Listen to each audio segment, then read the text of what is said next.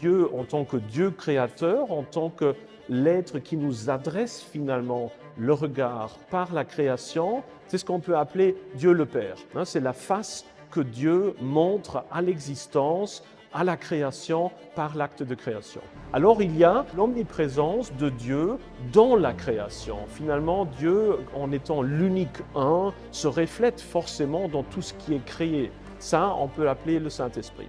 Et alors, la création, si on le veut, revient à Dieu par la conscience de Dieu qui a été donnée justement aux êtres humains. Et ce retour vers Dieu, ça c'est évidemment Dieu le Fils. Donc le Christ par lequel finalement cette création revient à Dieu et qui est évidemment notre exemple suprême pour justement aussi essayer d'imiter le Christ et de revenir à Dieu par un acte de raison, autant qu'un acte de foi, et de reconnaître finalement l'un suprême tel qu'il existe à la fois dans l'absolue transcendance, mais aussi dans nos cœurs à nous. Vu que nous, en étant création et en étant aussi capables au moins de capter l'existence de Dieu en notre fort intérieur, en notre intellect, pour utiliser un mot médiéval, eh bien cela prouve d'une certaine façon une composante immortelle